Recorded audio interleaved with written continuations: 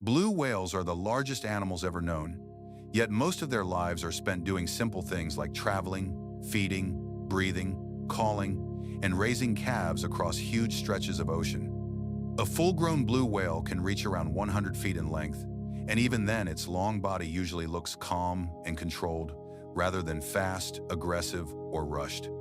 Seen from above, the back looks wide and smooth, the small dorsal fin sits far behind, and the head takes up a huge part of the body before narrowing toward the tail. That body is built less for sharp turns and sudden attacks, and more for steady movement through open water, where distance matters more than quick changes in direction.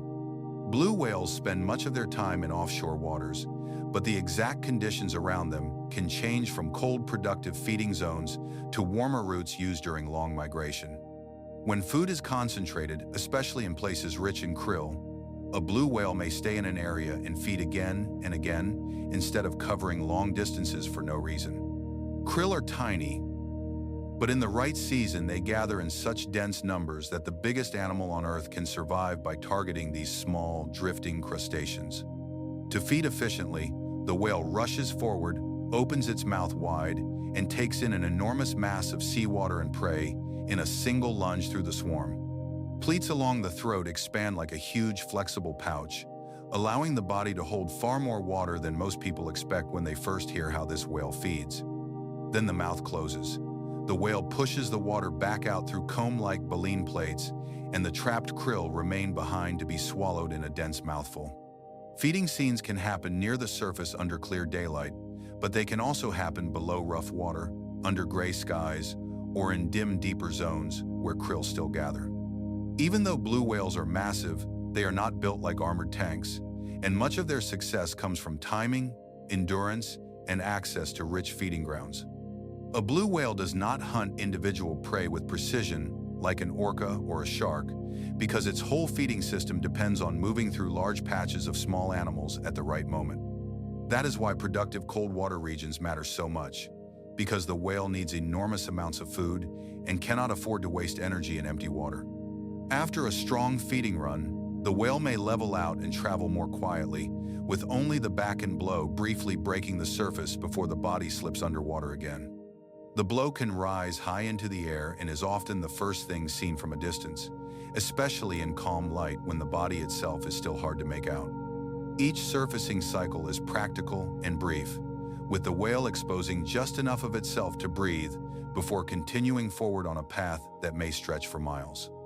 When it dives deeper after several breaths, the broad tail flukes may lift clearly above the surface, though not every dive ends with that full tail-up view. Underwater, the scale becomes even harder to judge because the whale can pass through blue-green water so steadily that nearby fish seem small and scattered around it. The heart, lungs, blood volume, and muscles all support life at a size that sounds almost impossible, but every part still serves ordinary needs like movement, oxygen storage, and feeding. Blue whales also produce very low calls that can travel long distances, which helps them function in an ocean where individuals may be widely separated for long periods. Much about those sounds is still being studied, but they are tied to communication across distance rather than to the kind of dramatic vocal behavior people expect from land animals.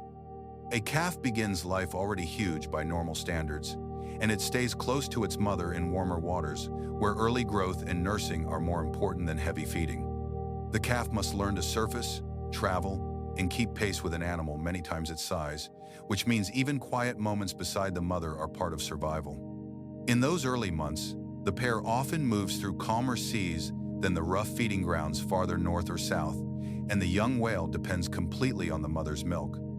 As the calf grows stronger, it becomes more capable of longer travel, and the bond between the two remains one of the clearest visible parts of blue whale family life. Adult blue whales have few natural predators besides orcas, and attacks are more likely to focus on calves or weaker individuals than on a healthy, full-grown adult. Even without frequent predation, blue whales still face serious pressure from ship strikes, entanglement, noise, and changes in the marine food web that can affect where krill are found. Their history also includes extreme commercial whaling, which reduced blue whale numbers hard enough that many ocean regions are still far below what they once held.